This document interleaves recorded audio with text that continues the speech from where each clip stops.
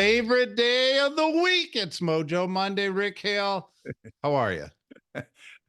I- Every week when we do this, the minute you go, and I go, I'm going to do something different this week, and I really fail You got to because come up with, you know what you need I'm to do this week? You tell need to me, record our own Mojo Monday song because I mm, think that most people we have to cut off the music before right, we kick into this right. because of copyright laws. But the song we play is A-OK by Ty Verdes. And you know what? It actually kind of lends itself to our negotiation series we're in because it's going to be A-OK. It's Um, always okay. I love it. We're on our third episode of this series.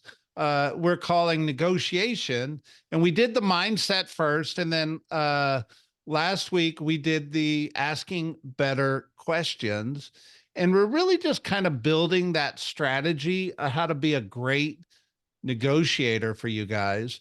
And today we're going to talk about unlocking the people puzzle. Rick, set us Mm. up. Yeah, that's a cool title, by the way, Unlocking the People Puzzle. And, when I look at most of life's trials and tribulations, and which my favorite quote of all time, by the way, is Winston Churchill, I've suffered many a trial and tribulation, most of which never happened. Yeah. And when they In the do happen, mind. it's almost always a people problem, people puzzle, communication, connectivity, or a failed connectivity. And so the idea today is that we're going to kind of delve into, personality types, and we're going to talk about how you can bring your best self to every conversation and create the most effective outcome possible in a given, situation or circumstance. 100%. So, the best gift you can give yourself in a negotiation, outside of many of the suggestions that we've already talked about, is you got to identify who is the decision maker. Mm. And Rick, we've kind of talked about this in different formats over the. It's funny to say we've been doing this for a couple of years now, Yeah. these Mojo Mondays, but the specifics around identifying the decision maker, it's really a strategy, right? It should be. I mean, let choice, not chance, determine the destiny of your conversations. And I think it's a tremendous mistake to make assumptions. We all know the acronym, make an ass out of you and me, I think, is assume things. Yeah, Um, that probably cost me money to KW Cares. I believe I cussed in the middle of that. My apologies. it's But you all get the good. point. You don't assume anything. It's dangerous. And just because one party's vocal and outgoing and forward and appears to be, in the driver's seat or wearing the pants, the proverbial saying, where's the pants? eh, Watch out for the silent leader that really runs the show. And they Yeah. just sit back waiting to pounce. And so, yeah, I think the first question, if you're dealing with more than, and heaven forbid, it's a committee, I don't know about you, if you've ever sold a house and, you've got a couple and they bring their parents or their uncle, and it can get messy fast, especially when the uncle's some kind of construction specialist or maybe a lawyer. I mean, I've had Yeah. that happen, and all the questions you thought you asked were misguided when you realized they really weren't in charge. Yep. And so knowing who's in charge, the ultimate decision maker, while honoring everyone that's in the conversation, is the I think gift you that's key. bring a professional consultant. I think you're saying don't assume, but I would say you can use some intuition inside of this and allow your intuition to kind of lead this a little bit. But for the crystal clarity, really there's some strategies of some questions you can ask, right? And how would you frame up some of those questions? So the most simple way to address this is to, it's like that of the proverbial elephant in the room, turn on the lights and point at it. And so one quick example is if you're dealing with a couple, say, hey, I bet this isn't the first big decision you've made collectively. In the past, when you've had big, important, really relevant decisions, what's the process for determining and deciding how you move forward, or maybe you don't move forward? And how does that conversation look? Absolutely. And inside of a real estate transaction, most of our listeners are in the real estate industry. There's actually different phases to a transaction that different decision makers might be in charge. So, Mm. Rick, what are those phases and how do we handle that? Well, that's a great question because in any 2 or 3 person decision making chain, you may have core genius or expertise in one area, not others, and you may default or defer to your partner in that scenario. So there's obviously what general area and why. And this goes back to asking great questions and, geography wise. And then it might be zeroing in on the right house. Like if we're showing houses, who's going to be in charge of, picking the house or picking the ones that we go to look at? Then ultimately, the next phase is going to be navigating a contract, purchase sale agreement, terms, conditions. You know, how much engagement would you like on each party's, position or place? And then once you've got a navigated, negotiated contract, you work through an inspection. And then you've got potential things that deal, in terms of the loan, who's going to be responsible for the loan and all the parameters of lending and money and choosing the best product. And then the last step is like, closing details and the closing statement. And it may be they both have equal play and equal participation, but just get really clear and then document it. And my best advice when they give you their answer, write it down, get permission to take notes because it's very important, and then feed it back. So, what I'm hearing you say is that you want to be doing this and you want to be part of that. And everyone in just between us, by the way, super secret, everyone still wants to be in the conversation and in the loop. I've had people say, don't really care about the data, don't really care about that. I just want to know it's the perfect house and does what I need to do. I've never known them not to appreciate the data anyway. Oh, So 100%. So what are some questions you might ask when you're starting a conversation or starting a negotiation to kind of really identify who you need to be dealing with at different phases? I think it's straight ask them. So Yeah. we're going to go look at houses. Who's interested in participating in that aspect of our journey?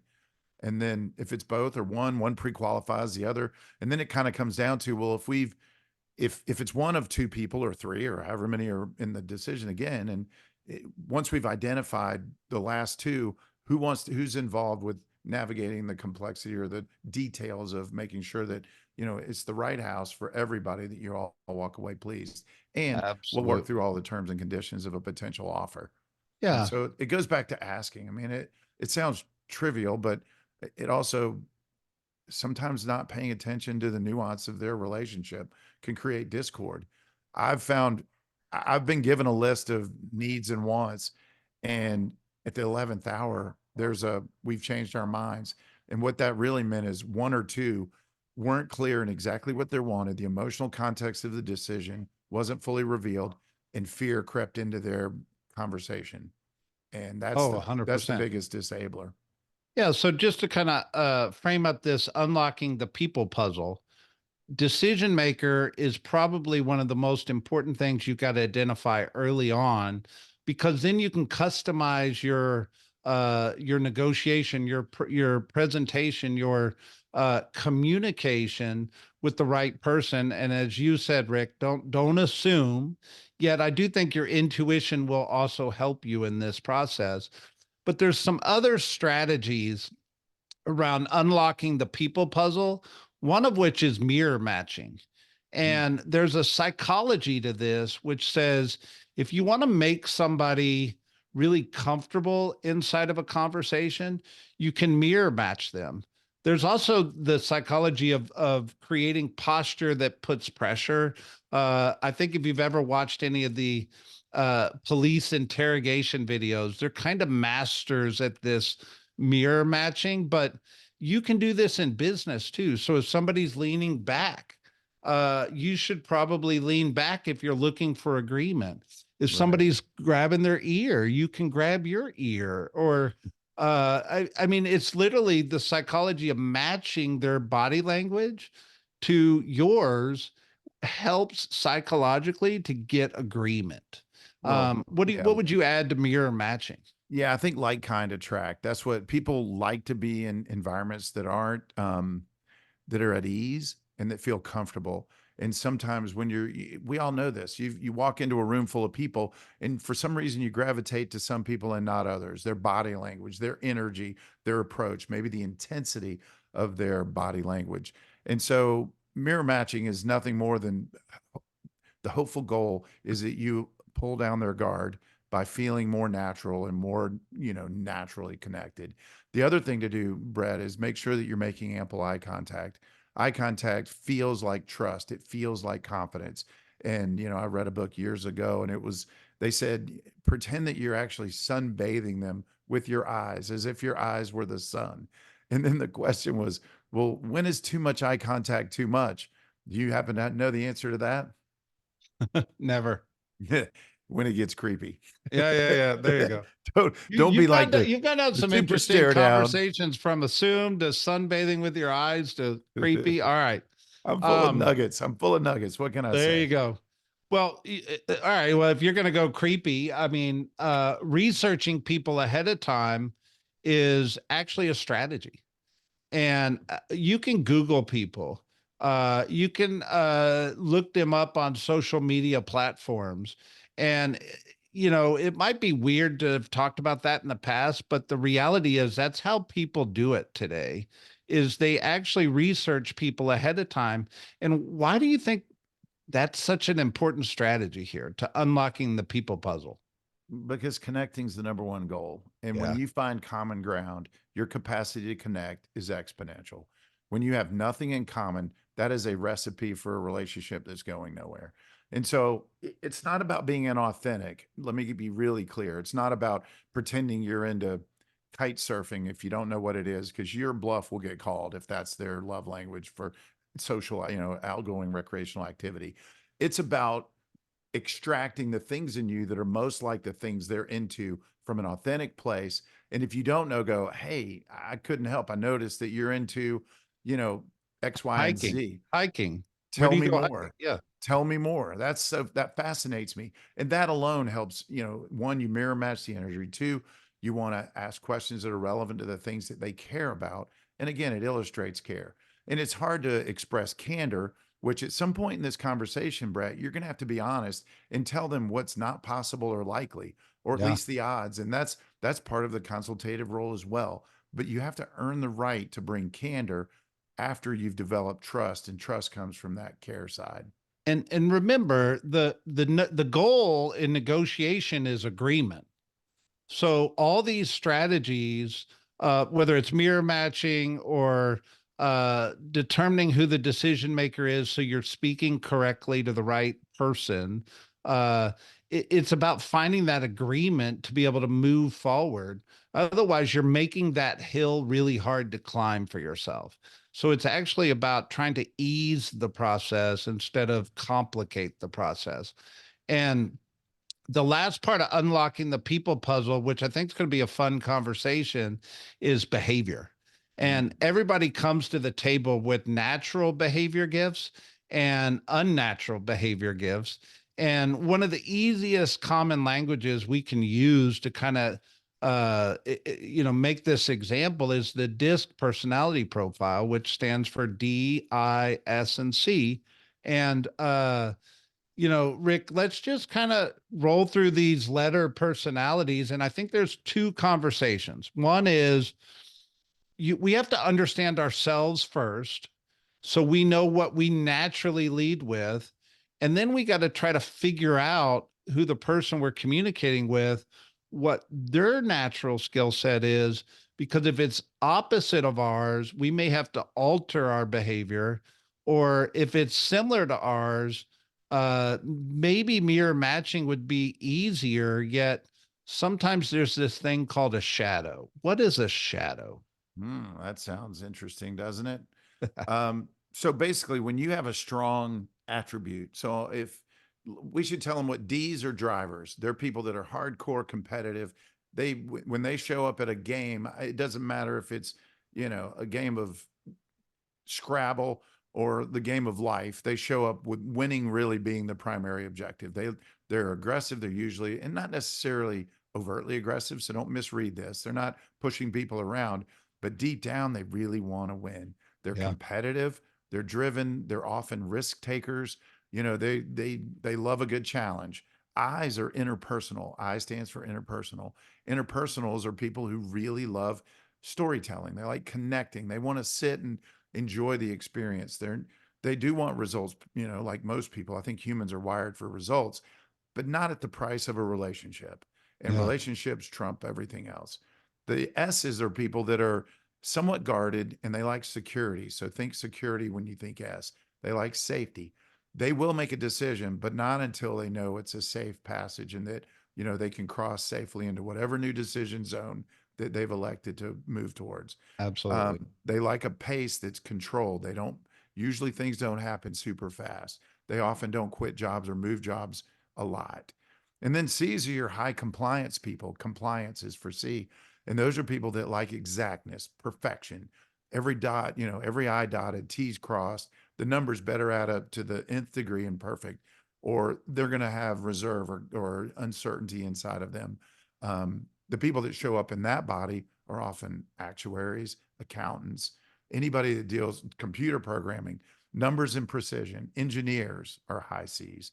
And so you can imagine with the DISC, Brett, that each of those have assets to the team that are phenomenal. You Of want a course, hardcore driver that wants to win on we your need team. all. You do. But and the interesting thing about when you look at the profiles, and Abelson was the guy that perfected the test, and TonyRobbins.com, you can go online and actually take your own disc profile or assessment for free, and it'll give you the report. But understanding that, no one's 100% of anything. There's Yeah, always some relationship of the others. So, often you're more two things than one or a blend of two. I'm a DI. I'm driven, but I also like people. So I tend to soft sell things and want to make sure the relationship is protected and preserved before I win. And by the yeah, way, a high I wants everybody to win. So yeah, that's yeah, yeah. kind of been an asset for me in real estate sales. Back to your question. So inside of each of those attributes, there's a shadow or a dark side that goes with it, or the backside, if you will, for someone Limitation. that's Yeah, really risk capable, risk motivated, assertive. Those are high D's, right? Sometimes they walk over through or kind of run through walls, oblivious to what other people, they're the outcomes others are experiencing. yeah, They win at all costs. And that doesn't mean they're bad people. That's just their DNA. They're wired competitively. And so the backside is you miss feelings. Maybe you don't connect at a high level in pursuit of that outcome. For an I, you're so busy telling the story that you might, miss a detail, a fact, or a high, if you're communicating with a high C, they may want detail and data. High I's tend to operate in the realm of stories and experiences. And after a while, you may lose them. There's probably a high C right now on this Zoom that checked out on me because I'm telling a long story. yeah. Because you missed the S. You went DI and then you went to C. I haven't missed it yet. I can All come back. right. See, that's what eyes do. They bring it back. But you're right. If you're not speaking the language they're listening to, you're not effectively Yeah, communicating. Communication takes a two-way. It's a two-way. There's the sender and the receiver. And absolutely. S's want security and they want pace. And where, my personality is a DI is sometimes I lay out the facts and I go, okay, let's go. You ready? Let's go. It's obvious. It's factual. You see it. You got it. It's going to be And fun. sometimes you got to, an S needs to sleep on it. And you need to just take a deep breath and go, it's okay. And I remember this script. I'll share one last thing for you. You can jump back in.